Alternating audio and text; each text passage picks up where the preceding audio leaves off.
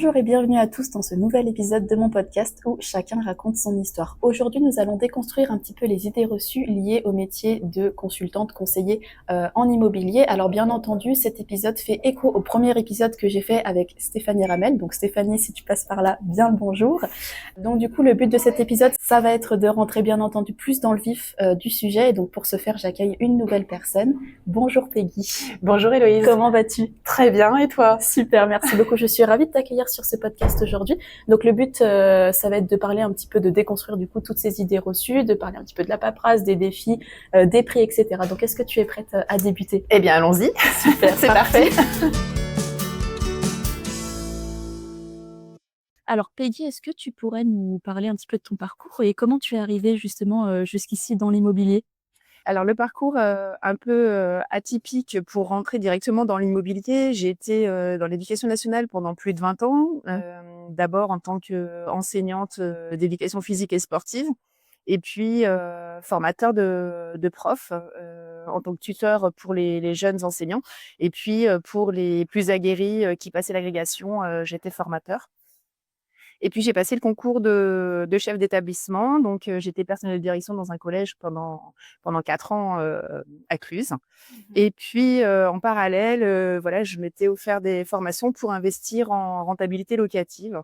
L'idée, c'était voilà, d'assurer le financement des études de nos filles et préparer la retraite tranquillement. Et puis donc j'ai investi et puis j'ai eu des sollicitations d'amis, de proches qui m'ont demandé de les aider à acheter, vendre un bien, comment monter un dossier bancaire, etc. J'ai commencé à accompagner ces amis. On a réussi à ce qu'ils puissent s'offrir le bien qu'ils souhaitaient. Okay. Et le premier déclic, ça a été quand une amie m'a dit « mais on a été tellement en galère, tu nous as accompagnés pas à pas. Il y en a sûrement plein comme nous qui auraient aimé être accompagnés comme tu l'as fait pour nous. » Donc ça a été une reconnaissance quelque part, et en même temps je me suis dit tiens, c'est vrai que ça me plaît bien et c'est complémentaire. En accompagnant une autre amie, j'ai rencontré lors d'une visite une agent immobilier qui était sur Cluses. D'accord. Voilà, elle nous dit bonjour et elle commence un peu la visite en disant oh là là, il va falloir que je recrute, toute mon équipe est partie, là il faut vraiment que je passe en phase de recrutement. Et comme ça, je lui dis écoutez, moi je suis pas de formation immobilière, j'ai suivi des grosses formations, j'ai investi dans plusieurs biens, et elle me dit écoutez, venez passer un entretien. Et là je me suis dit mais en fait, c'est que c'est possible. Je suis pas de formation initiale en immobilier et je peux glisser. Et jusqu'à présent, alors c'est vrai qu'on est dans l'éducation nationale, on est très formaté en fait, comme si on pouvait pas faire autre chose de notre vie, alors qu'on a développé plein de compétences, mais on est formaté. Et là, je me suis dit c'est possible. Et j'ai creusé. D'accord. Je suis allée passer l'entretien. Je me suis aperçue que le mode finalement agence me convenait pas forcément avec l'autonomie que j'avais eue. J'avais envie d'être dans les valeurs que je voulais défendre, avec ma philosophie et mon process. Avec ton propre profil au final. Exactement. Et je me suis dit, je vois qu'il y a des réseaux d'indépendants, je vais aller me renseigner. Donc j'avais pris 3-4 réseaux sur lesquels je m'étais informée sur Internet, voir un petit peu comment ça fonctionnait. J'ai passé des entretiens avec ces différents réseaux. Et c'est là que j'ai compris qu'en fait l'indépendance c'était exactement ce qui me correspondait, et en tout cas ce que j'avais envie de faire, c'est-à-dire faire du conseil personnalisé, apporter mon réseau aux personnes qui voulaient vendre, qui voulaient acheter, et puis le faire avec des valeurs qui me correspondaient finalement. Okay. Oui, parce que là aujourd'hui du coup tu es toute seule, tu es considérée comme t'as ta propre entreprise. En fait, comment ça se passe quand tu es dans un réseau, parce que du coup quand tu es dans une agence, ils sont salariés. Là dans un réseau, comment ça fonctionne? Vous êtes tous tout seuls En fait, dans un réseau, on est un réseau d'indépendants. On est tous à notre compte, alors soit en statut d'auto-entrepreneur, soit en entreprise. Donc nous, chez IAD, c'est auto-entrepreneur ou en EIRL. On n'a pas le statut de SAS ou SASU par exemple. Après, on a la possibilité de développer une équipe. Et en fait, j'ai choisi IAD parce qu'en fait, c'est ce qui me permettait, par rapport à d'autres réseaux, d'avoir des formations qui étaient solides, présentielles, en distanciel, mais aussi à mon tour de pouvoir devenir formateur. Et c'est ce qui me séduisait parce que j'avais 20 ans de formation derrière moi. Oui. Et voilà, c'est quand même ma fibre. Et je voulais continuer à pouvoir former des personnes, parce que la pédagogie, l'apprentissage, aider des jeunes à se lancer dans le métier ou des moins jeunes, tout à fait. Il y a beaucoup de reconversions, c'est ce qui m'a attirée. Du coup, tu formes des associés aujourd'hui, donc dans le réseau IAD, c'est ça? Voilà, immobilier à domicile. Voilà pour la définition. Super. Et donc, comment tu accompagnes un petit peu ces nouvelles recrues? C'est un métier aussi dit un petit peu exigeant. Donc, comment tu les accompagnes? Comment tu les formes? Alors, en fait, je dirais qu'il y a plusieurs phases. La première phase, c'est quand même l'approche, comprendre si la personne est capable d'être dans l'autonomie. Parce qu'en fait, c'est un métier qui est quand même très exigeant, où il faut de la rigueur, il y a de l'administratif, il faut aller démarcher. Enfin, les mandats n'arrivent pas tout seuls, c'est énormément de travail en amont avant d'arriver à une visite ou à une vente. En fait, dans le process, donc il y a des temps de formation qui sont, comme j'ai dit tout à l'heure, en distanciel, qui sont organisés par IAD. Du coup, on a des cours et des modules à valider. On a aussi des formations en présentiel avec des formateurs habilités. Et on a un rôle de coaching individuel. Donc là, c'est vraiment chaque profil qu'on forme, mais vraiment avec ses besoins, parce qu'on a des profils plus autonomes, d'autres moins autonomes. Et puis avec le vécu, l'expérience antérieure, on n'a pas les mêmes besoins. Dans l'équipe, j'ai des profils des très jeunes, des moins jeunes, et avec des besoins qui sont presque en opposition. Donc en fait, c'est du sur-mesure, c'est du cousu humain. Pour démarrer, je les invite à venir sur mes rendez-vous, à venir avec mon prospection, sur mes appels, sur mes rendez-vous de découverte client, sur comment je fais une estimation. Et après, je les accompagne, eux, sur leurs rendez-vous. Et est-ce que, du coup, on pourrait pas, mine de rien, parce que vous êtes tous indépendants, la question se pose, du coup, est-ce que tu les mets pas, du coup, en concurrence avec toi par la suite? Parce que du coup, ils bossent un petit peu dans le même secteur. Comment ça se passe? Enfin, vous palliez à ça parce que vous êtes beaucoup après. Alors, tout à fait. Que ce soit des personnes que je forme dans l'équipe ou il y a parce qu'on est quand même 70 dans le département, ou même d'autres professionnels qui travaillent sur les secteurs, je les vois pas comme des concurrents. Je les vois plutôt comme des confrères. Tout simplement parce que je pense qu'il y a assez de travail pour tout le monde. Et en plus, on a la possibilité de faire ce qu'on appelle du partage d'honoraires. C'est-à-dire que, par exemple, j'ai un mandat et on parlait de Stéphanie tout à l'heure que je connais bien. Stéphanie, par exemple, a un acquéreur. On se met en relation. Elle sait que je travaille en partage. Et ben, on fait chacune 50-50 de nos honoraires. Et même si c'est pas le même réseau, du coup, même si c'est pas le même réseau, même si c'est une agence ou un conseiller indépendant. Peu importe. En tout cas, ma philosophie, c'est la satisfaction du client. Et donc, je préfère travailler avec un collègue qui aurait potentiellement un client. Si ça peut matcher, autant le faire, quoi. Le vendeur est content, l'acquéreur est content, et nous, on a fait des heureux. Donc, tu disais que tu accompagnes plusieurs types. Est-ce qu'il y a eu des très jeunes que tu as accompagnés qui sortaient juste des études, ou est-ce qu'ils ont fait une formation? Enfin, quel était l'âge, en fait, des plus jeunes que tu as accompagnés? Plus jeunes, 23 ans. Ok. Voilà. Petite d'études. Se sont aperçus que les études ne menaient pas forcément à la représentation du métier. Donc, se sont orientés sur la voie de l'immobilier. D'accord. Et est-ce que du coup aussi, même question, mais pour l'autre âge, est-ce qu'il y a des personnes un petit peu plus âgées? Quel est l'âge, le plus grand âge au final? 55. 55, d'accord. On peut même faire au-delà des 60 ans. Il y a pas d'âge en fait, parce qu'on est des métiers de relationnel. Enfin, pour moi, c'est le cœur de métier. Et en fait, l'avantage des personnes qui sont plus âgées, peut-être, c'est qu'elles ont eu une expérience antérieure. Elles savent comment elles fonctionnent, elles savent ce qu'elles veulent, ce qu'elles ne veulent pas. Et donc, c'est presque une approche peut-être plus directe, parce que la personne qui a choisi de faire une reconversion a fait le choix d'abandonner certaines choses et par contre d'être à fond sur leur nouvelle reconversion. C'est vraiment un choix assumé. Ça fait à peu près combien de temps exactement du coup que tu es chez IAD et que tu es consultante en immobilier, conseillère? Ça fait 4 ans. 4 ans. 4 ans. Ça commence déjà à être bien, presque les 5 ans. Ça fait une belle expérience. Et justement, en 4 ans, on parlait de formation tout à l'heure, tu as formé à peu près combien de personnes? Parce que c'est pas dès la première année que tu peux former, je pense. Si, en fait, j'ai pu former la première personne que j'ai formée dans la première année, en fait. Mais bon, voilà, après, j'étais peut-être un profil un peu particulier, c'est que j'avais déjà fait de l'investissement locatif. Donc voilà, les notaires, les rendez-vous, les visites. Déjà un petit peu. Je connaissais ce qui me manquait, c'était toute la partie, on va dire, un peu administrative et juridique sur les prises de mandat. Et en fait, après, il n'y a pas de temporalité, on peut tous développer son équipe. Le tout, c'est de se sentir prêt et d'avoir envie de former les autres. Et puis, ça permet aussi de répartir le travail. Par exemple, Angélique, qui est sur La Roche, forcément, quand j'ai des dossiers qui m'arrivent et qui sont plus sur son secteur, elle est quand même meilleure que moi, quelque part, sur ce secteur, parce que elle connaît très bien ce territoire, et en plus, elle y habite, donc forcément, elle est plus pertinente. Et c'est vrai que ces dossiers-là, je lui envoie. Pareil, Hervé, qui est plus vers Samoin, la rivière du Gif, voilà. Clairement, quand il y a des dossiers qui s'y prêtent plus, je lui transmets. Donc, c'est vraiment un travail d'équipe. D'accord. Et donc, toi, du coup, tu es plus sur la vallée de l'Arve, c'est ça? C'est ça, exactement. Croisée de vallée d'Arve, vallée du Gifre, et puis, en bas des stations, en fait. Oui, de toute façon, en fait, tous les chemins mènent à Rome. Exactement. Exactement. Du coup, on parle un petit peu de mindset, d'état d'esprit. Donc, c'est essentiel, comme tu dirais, dans ce métier. Plus qu'essentiel. En fait, clairement, oui, il faut avoir une vision, des objectifs. Mais bon, là, c'est lié aussi avec ma pratique sportive. J'ai toujours fonctionné comme ça, avec des défis, des challenges à relever. Et c'est vrai que chaque dossier est un défi, un challenge. C'est pas toujours rose. Et il y a des hauts, il y a des bas. et les problématiques qui peuvent se poser ou des problèmes à gérer en cours de route. Et en fait, voilà, il y a des ascenseurs émotionnels dans ce métier, ça c'est évident. Et il faut savoir faire le dos rond quand c'est un petit peu dur et puis savourer les bons moments. Les bons moments. Ok. C'est ça. Mais c'est clairement un métier où oui, parce que effectivement, le métier de consultant conseiller en immobilier, c'est surtout mine de rien perçu un petit peu comme très commercial, un petit peu requin, etc. Et au final, c'est très psychologique comme métier. Alors après, ça dépend de chacun. Je pense que c'est aussi une question de personne, de valeur. C'est pour ça aussi, tout à l'heure, je disais, j'ai fait des choix d'indépendance. C'est parce qu'en fait, on le voit clairement, les gens nous le rapportent, hein, il y a vraiment différents profils. Quand on travaille avec des personnes, c'est parce qu'on a tissé un lien de confiance, un lien particulier. Moi, je vois pas le métier comme ça. Comme je le disais tout à l'heure, je travaille avec mes confrères. J'ai aucunement l'intention, si j'ai un panneau d'un confrère, je vais vraiment pas aller démarcher, par exemple, des personnes qui vendent le bien. Le collègue a fait son job. Je vais pas aller chercher du travail sur les plates-bandes de mon collègue. Enfin, quel est l'intérêt? Oui, mais alors ça, tu vois, moi je trouve ça intéressant de soulever ce point parce que au final, ce podcast, c'est vraiment l'humain au cœur, la passion, etc. Alors que des fois, on voit d'autres idées. Parce que pour moi, l'agent immobilier, c'était vraiment quelqu'un qui voulait juste se faire de l'argent parce que c'est des idées reçues.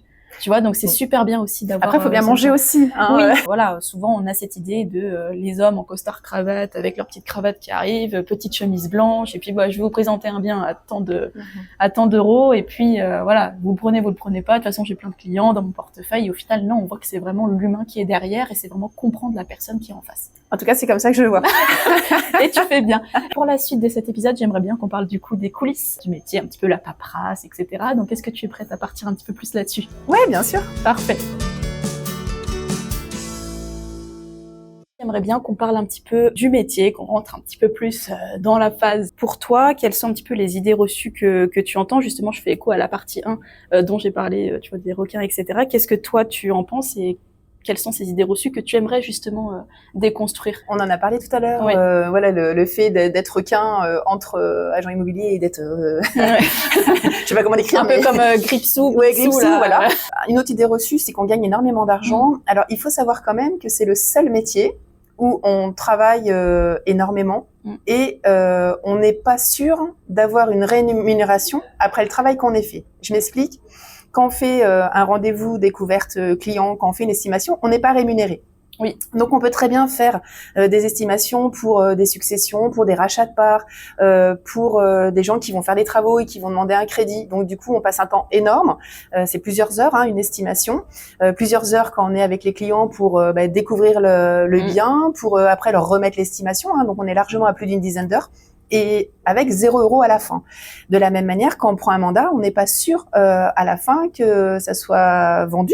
Donc, comme on est payé une fois que le bien est vendu, clairement, il y a des heures qu'on passe qui ne sont pas rémunérées et on n'est jamais sûr que le travail qu'on va fournir va aboutir. Alors après, à contrario, c'est vrai que moi j'aime bien modérer ça en me disant que si je rends service, c'est comme si je mets des graines et peut-être que eux ils vont pas être vendeurs mais ils vont être contents du travail et peut-être que ça va aboutir une relation et puis peut-être une de leurs relations auront un besoin de vendre à un moment donné. Tout à fait. Donc après ça fait pas, c'est pas grave. Mais l'idée voilà c'est quand même déconstruire cette idée qu'on gagne énormément d'argent quand on rabat au nombre d'heures fournies, c'est pas tant que ça. Et puis après il faut aussi compter sur les honoraires. Donc nous, on a déjà le réseau qui en prend une partie, 31% pour IAD. Mais après, on a aussi, par exemple, si on a un apporteur d'affaires, je rémunère mes apporteurs d'affaires. Donc ça part. Après, on a la TVA, on a l'URSSAF. Donc en fait, en définitive, il nous reste moins de 50% des 69% qui restent et qui sont financés. Donc c'est aussi à moduler. Exactement. Et donc du coup, quel est l'aspect justement du métier qui surprend un petit peu les jeunes entrants au final que tu formes, par exemple? La quantité de travail. La quantité de travail, le fait que les affaires n'arrivent pas comme ça, qu'il faut aller... c'est pas mimi messi. Voilà, c'est ça qu'il faut aller les chercher. Et puis, ce qui surprend souvent, c'est lorsqu'on fait une estimation, la quantité d'éléments qu'il faut qu'on aille chercher pour avoir une estimation structurée et argumentée. En fait, les estimations, alors après, là encore, chacun travaille comme il veut. En tout cas, moi, j'ai besoin de recueillir énormément d'informations pour être le plus juste possible et à présenter un prix qui est argumenté aux personnes. Leur dire, voilà, ce prix, je sors pas du chapeau, je fais une analyse de marché, j'ai vu dans le plan local d'urbanisme, il y avait tel et tel éléments, sur les parties cadastrales, sur les ventes antérieures, sur ce qui est en comparaison et sur ce qui arrive et pas à ça, se vendre. tout le monde ne le fait pas, parce que je sais, en tant qu'architecte d'intérieur, des fois, on va voir des clients, et justement, on a eu la dernière fois une petite surprise en disant, mais comment l'agent immobilier a pu vendre ça à une personne? Peut-être aussi le niveau de formation, tant qu'on veut y accorder, et puis les compétences qu'on a peut-être acquises de manière antérieure, mais pour moi l'élément fondamental c'est de se former tout le temps. Pareil aussi au niveau managérial, voilà, moi j'aime bien travailler en équipe, je veux développer encore mon équipe parce que j'ai du travail et j'ai besoin aussi de travailler en équipe. Et il faut essayer au niveau managérial aussi d'être le mieux à même de former nos équipes pour qu'elles puissent performer et vivre du métier. Parce que tout le monde ne vit pas du métier non plus. Et exactement. Et donc, du coup, là, ça fait 4 ans, du coup, que tu es un petit peu dans ce métier. Est-ce que tu as eu des moments, des petits coups de mou, des choses comme ça? Et comment t'as fait comment t'as fait au final pour que ça gasse? Oui. Des coups de mou, il y en a parce qu'il y a des déceptions, enfin voilà, des dossiers qui n'aboutissent pas ou des rapports clients en fait qui peuvent être vifs. On comprend, on arrive dans des situations de vie parfois compliquées, on cristallise autour de l'argent et en France c'est quand même des notions qui sont un peu tabous. Tout à fait. Et forcément dès qu'il y a un grain de sable ou je ne sais pas une offre qui va être en dessous de ce qu'ils avaient pu imaginer, nous on est obligé de les présenter, mais forcément ça fait écho et ça leur renvoie un message qui peut être virulent parfois. Exactement. Donc ça c'est vraiment une partie du métier qui peut être difficile ou des affaires qui vont s'écrouler par des biais qu'on ne peut pas maîtriser, même si la vérification par exemple du budget, je l'ai faite en amont du compromis, mais on peut avoir d'autres éléments qui font que c'est comme quand on fait un chantier, au final dès qu'on fait la déconstruction, il y a toujours une petite surprise. Voilà, il peut y avoir des surprises. En fait, parfois, en effet, c'est difficile. Qui sauve, c'est l'équipe. Parce que forcément, quand on crée une équipe, on a des gens autour de nous qui, eux, peuvent être dans une période où ça va très bien. Et du coup, nous, quand on est un peu moins bien, ça rééquilibre. Et c'est génial de voir les personnes qu'on a farmées, justement, exploser. Et puis, l'environnement familial, et puis se raccrocher à ses objectifs, son mindset, on en parlait tout à l'heure, mais voilà, sa vision et se dire que, voilà, on peut pas tout maîtriser.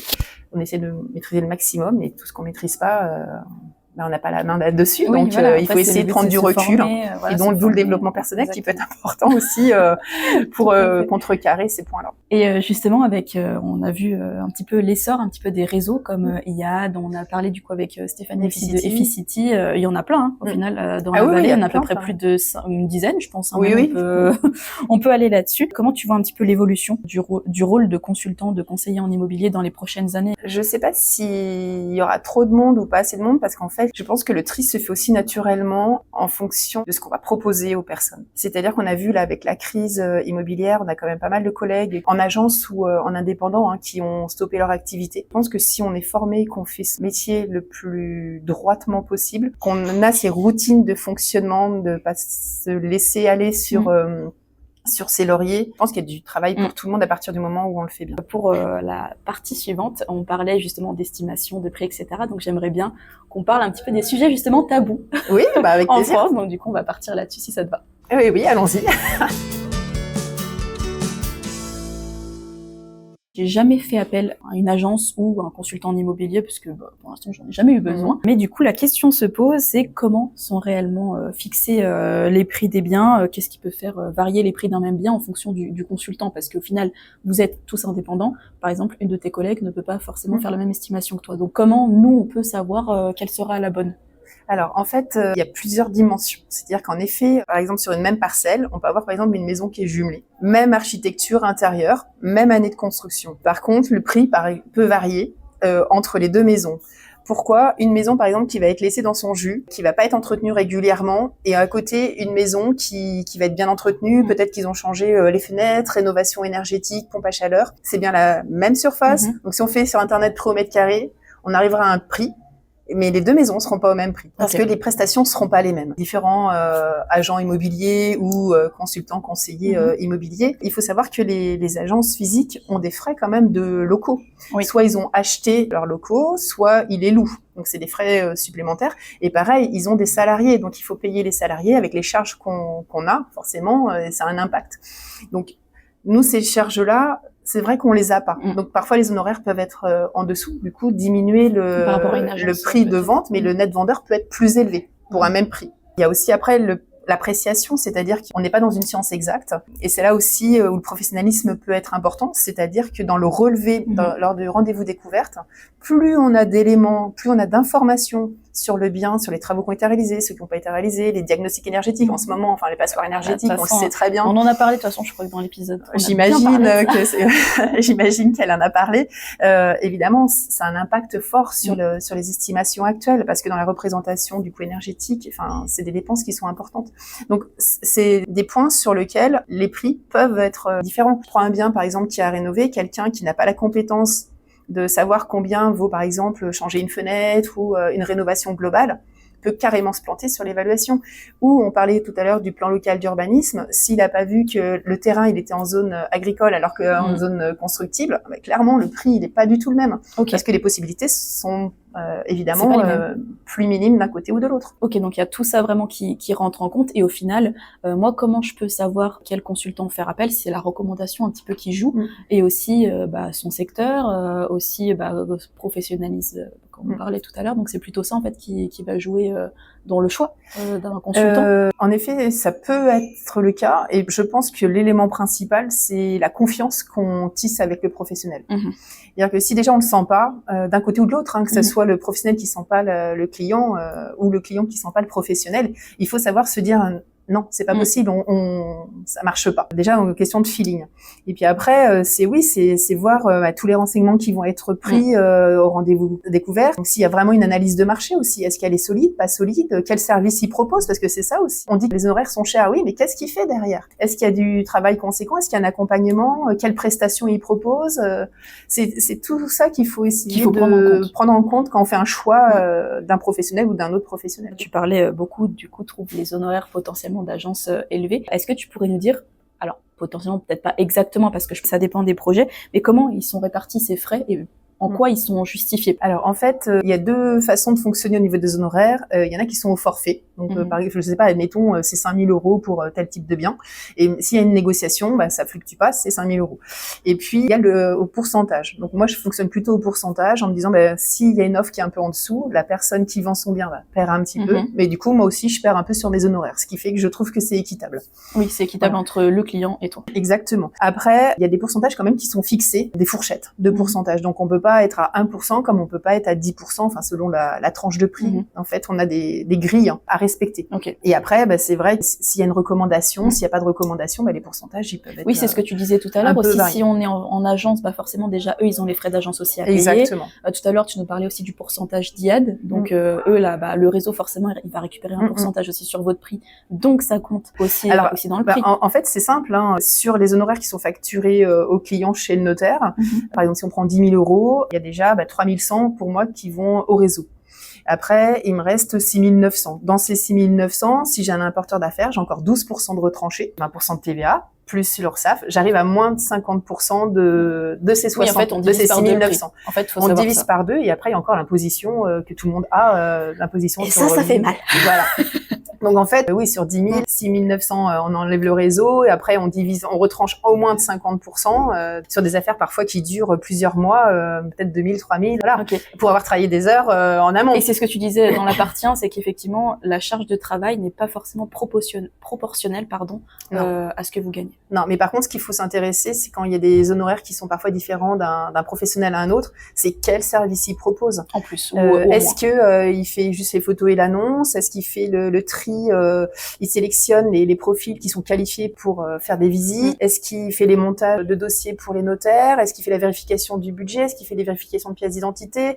Est-ce que les photos, il travaille avec un photographe, pas un photographe? Est-ce que il est présent au rendez-vous chez le notaire? Est-ce qu'il fait le suivi après du dossier financier? Enfin, voilà, il y a plein de questions qui peuvent être à poser aux professionnels pour voir s'il va vous accompagner comme vous souhaitez être accompagné. Donc ça, potentiellement, c'est les questions que nous, clients, on pourrait poser pour savoir en fait au final à quel professionnel faire appel. Donc toi, si tu pouvais dégrossir concrètement, est-ce qu'il y aurait 5 points Point de vigilance. Un, il y a la confiance.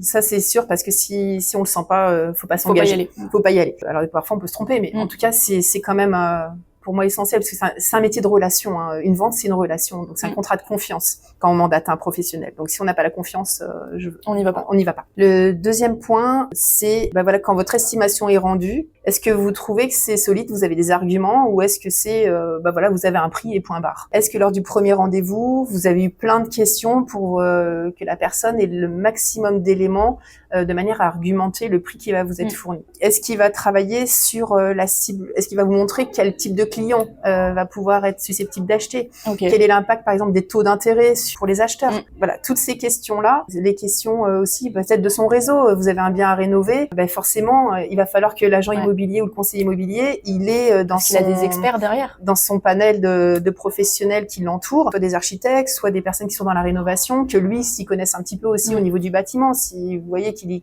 connaît rien et que vous avez un bien à rénover, c'est pas forcément la personne qui va être la plus pertinente, j'ai envie de dire, pour vous accompagner sur cette vente. On a des très bons professionnels qui sont plus sur du neuf ou sur des appartements. Et on en a d'autres qui sont plus sur des bâtiments où il faut redonner une âme, redonner une vie. Oui, exactement. Mais au final, c'est comme on disait tout à l'heure, c'est un peu tout dépend des projets. Une dernière question sur cette partie. Toi, tu as dit au début que du coup, tu préférais être indépendante, etc. Est-ce que c'est aussi parce que tu as vu au niveau des commissions comment c'était fixé? Est-ce que tu sais un petit peu comment c'est fixé au niveau d'une agence et au niveau d'un indépendant? Est-ce que ça a joué peut-être dans ton raisonnement ou pas du tout? Alors, objectivement, c'est vrai, les agences rémunèrent un peu moins, mais on a expliqué pourquoi. Hein, les coûts ne sont pas les mêmes. Hein. Il y a la question financière et la question philosophique. Alors, en gros, on réussit, c'est grâce à nous. On se plante, c'est de notre faute. Voilà, c'est ça. Donc, c'est aussi se responsabiliser en étant chef d'entreprise. Après, voilà, ça correspond pas à tout le monde. Il y a un mode, on va dire, un peu plus salarié, un mode un peu plus indépendant, même si les agences ont aussi des indépendants, des conseillers indépendants qu'elles rémunèrent, mais voilà, sur des taux qui sont inférieurs. Après, moi, ce qui m'avait séduit, c'est la partie formation, quoi. Ouais. Voilà. Oui, effectivement, avec ton passif du coup d'enseignante, effectivement, je pense que c'est ça aussi qui t'a plu. Merci en tout cas pour cette partie. J'aimerais bien maintenant qu'on parle un petit peu plus des conseils. Donc, si t'es partante, allons-y. Allons-y. Peggy, si tu devais résumer ton métier en une seule phrase, laquelle ça serait du coup? Alors, ça serait d'accompagner les personnes sur leur projet de vie avec passion, rigueur et honnêteté. En tout cas, je pense que c'est ce que les gens sont en droit d'attendre. Personne qui mandate. D'ailleurs, il y a un contrat de confiance qui se fait et donc c'est normal que ça soit droit et puis accompagnement personnalisé. Bon, très belle phrase. Du coup, effectivement, je pense que c'est ce qu'on disait. En fait, c'est la confiance qui prime un petit peu au-dessus de tout dans ce métier. Quel conseil, du coup, tu donnerais à quelqu'un qui hésite un petit peu à se lancer dans l'immobilier aujourd'hui, étant donné que tu formes des gens en plus? Alors, 2 conseils. Un mantra de vouloir, c'est pouvoir. Oui. C'est-à-dire qu'en fait, quand vraiment on est motivé, qu'on a envie d'apprendre, on peut y arriver. Quel que soit son domaine d'activité au départ, quelle que soit sa formation, qu'on soit brillant ou un peu moins au niveau scolaire, il n'y a pas de règles. Par contre, voilà, faut y aller, quoi. C'est un métier d'engagement. On peut pas être dans la demi-mesure. Et puis, le deuxième, c'est de m'appeler, comme ça on en discute. Voilà, je pourrais vous présenter exactement et on pourra répondre aux questions que les personnes qui seraient dans ce projet éventuel, de voir les points positifs, peut-être négatifs, répondre aux interrogations, et pourquoi pas intégrer mon équipe. Bon, si jamais, de toute façon, je mets toutes les informations en barre d'informations. Donc, du coup, tout le monde aura ton contact. Tu vas recevoir plein d'appels après, tu verras. Ouais, ça serait chouette. En tout cas, je te remercie pour cet épisode parce que je pense qu'on a pu justement apprendre qu'en fait, le métier de conseiller et consultant en immobilier, c'était aussi un état d'esprit à avoir. C'était l'humain, au final, qui prime avant tout. Juste une toute petite dernière chose. Où c'est qu'on peut te trouver sur les réseaux sociaux? Sur LinkedIn, sur Facebook, Instagram. Et tu as un site internet aussi, et puis oui, on a un site, simplement dans le moteur de recherche, on note Peggy un gros mot et puis on arrive sur ma page. Tout simplement. Avec les biens qui sont en vente, et les avis. Parfait. Écoute, je te remercie pour tout ça. Je remercie nos auditeurs du coup pour leur écoute. J'espère que ils seront toujours plus nombreux au final à écouter et regarder ce podcast. N'hésitez pas à vous abonner, à dire vos impressions, à commenter, etc. Et puis je vous dis à bientôt pour un prochain épisode. Merci beaucoup. Merci Peggy. Merci Héloïse. À bientôt. À bientôt.